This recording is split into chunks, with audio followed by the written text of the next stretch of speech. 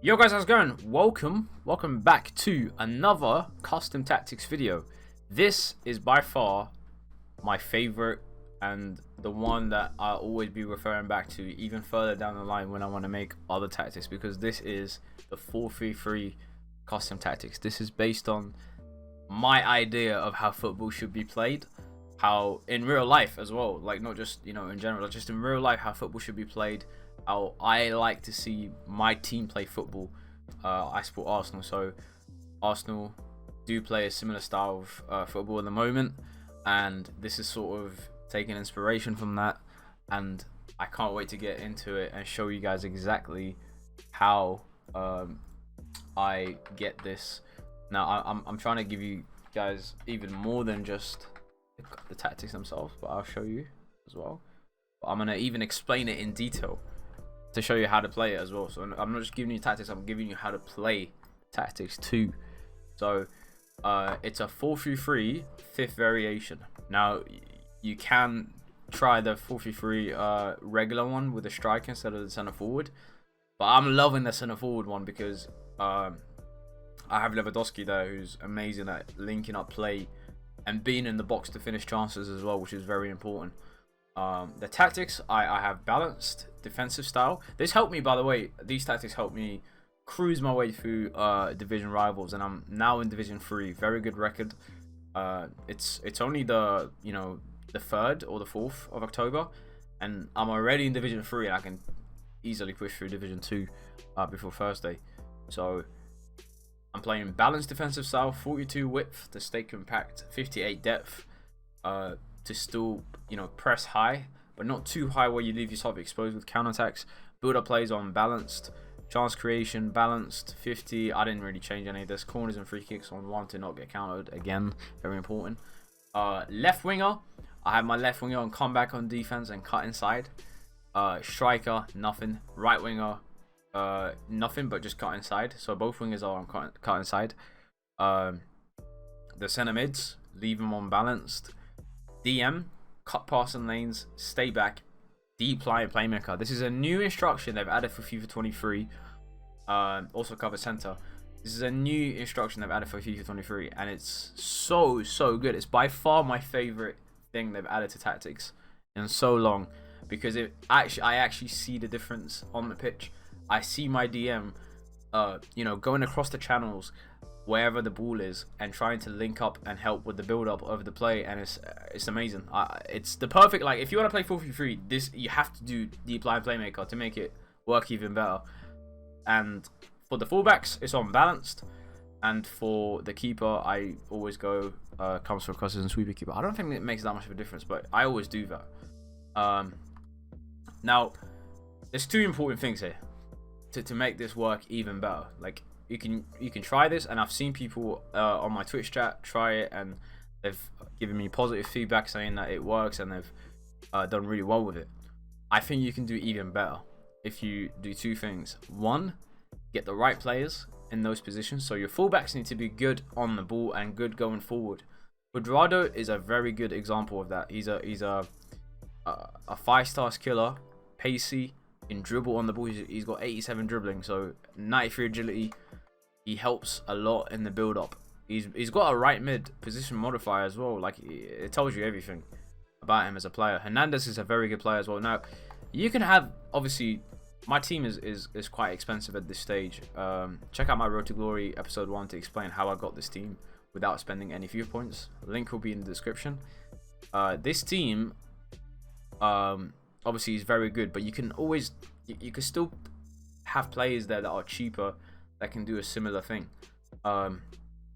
So with Hernandez, you got like Spinazzola, Nuno Mendes. There's like similar players that are pacey, and they have like the sort of stamina and the ability to play on the ball, right? And because that's what's really important. Pace is very important for your fullbacks in this formation, because they are unbalanced, so they go up and down the pitch, and you need them to be able to recover quickly if you lose the ball. Your center backs need to be very good as well, because you are playing a high line, so you need to I cannot recommend Skriniar enough, by the way. He's 15k and he is so good. He's better than Kimpembe. I had Kimpembe there before. I took him out Skriniar is much better, and he's 15k.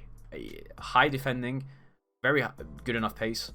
Militao is very expensive at this stage, but again, you can have alternatives there that are just, centre backs that are just quick enough and defensively good enough. Chimeni is very good, by the way. I get asked this about, but you need a DM in there. Again, I would try to stay away from defensive midfielders that are high and not great at defending.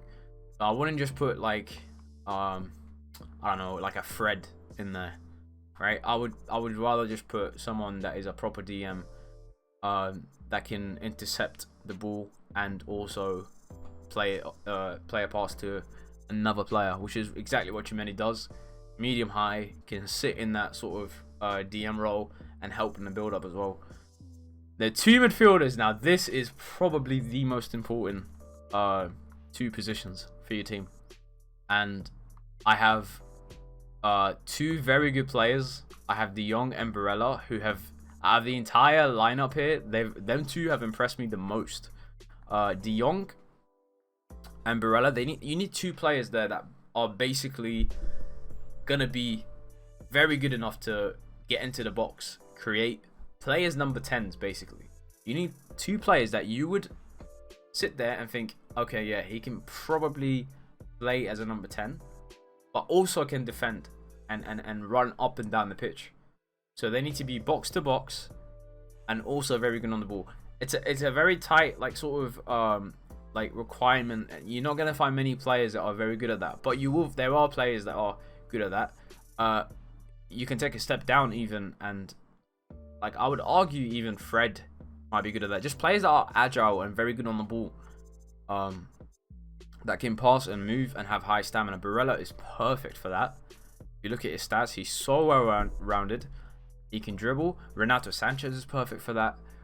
The players that are perfect for that are kind of expensive at the moment, but this is the investment you want to make to play this formation to its full potential, because it's so reliant on the two midfielders, because that's where you'll catch opponents off guard a lot of times. They can't compete with that. They can't deal with it. The two wingers, I got Dembele and Chiesa. You need basically, standard two players that can play up top. So you need explosive players.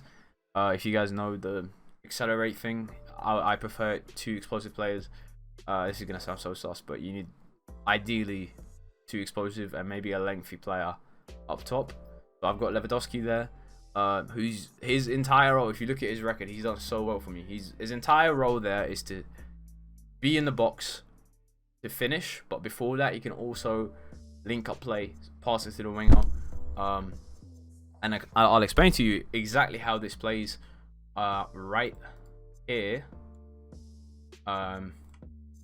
So if I just switch to this is going to get a little bit detailed, but stay with me. So in game, a lot of times the way I attack is I choose to either go down the right side or the left side.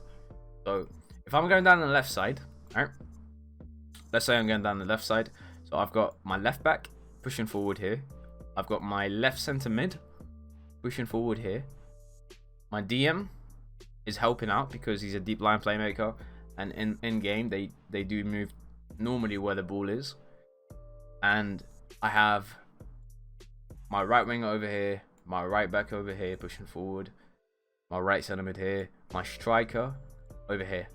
So on this side, you could have potentially up to 5 players linking together. The objective here, the role here, most of the time, is to try and get the ball forward up to this area right here. You get the ball to this area, you have a player in the box. Your striker, my striker usually pushes straight to the box here. The right winger starts making a cut-in run, a cut-inside type run, where they just instantly just run up the pitch right here.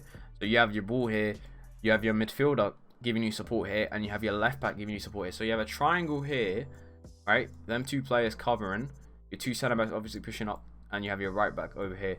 So you need to be very patient here, because when you're patient with this formation and with this tactic, it will be rewarding. It will be very rewarding, because you will be able to keep the ball well, and you'll be able to create chances and fight space. Always, if you keep the ball well and you think before you pass, you will find that space. I promise you, there's always space, because you're always pulling the opponent's defenders away. So you'll always find some space either for the cutback or to pass it around midfield back to the right winger, and you can find space from that direction. So it's a possession based formation for people that actually enjoy playing like real life football normally is. And I will try and include some clips as well towards the end if you want to see how it plays, exactly how I'm attacking, how I'm scoring goals, how to avoid the problem that you normally would have in one striker formations with your striker being isolated. This sort of approach basically makes everyone involved, and you will dominate most games. And like I'll show you, like I'm not a pro, but I'd like to think I'm pretty decent at the game. I am in Division 3 right now, and my overall record has been pretty decent. Most of my losses actually came from draft finals and whatnot. So yeah, it's basically how I've been enjoying the game a lot. I've been enjoying the game by just playing how I would normally want to see my team play football. So, link up passes, 1-2s, dribbling, R1 dribbling. I will release a video explaining this amazing thing that I feel like people aren't doing enough, and they complain about left stick. A lot of people complain about left stick dribbling, and it's important. Left stick dribbling is not good in this game, but R1 dribbling is better than ever. So I'll release a video. Make sure you just subscribe, turn the notifications on, because I will release that video showing you how to dribble in this game, and it will give you an advantage. But other than that, I hope you guys enjoyed this. I hope you found this helpful. Leave a like. Let me know how this works for you. Let me know if you want to see other custom tactics and videos regarding formations in the future, because that's what I like to see myself specialize in. But for now, I'm gonna see you next time. Take care. Peace.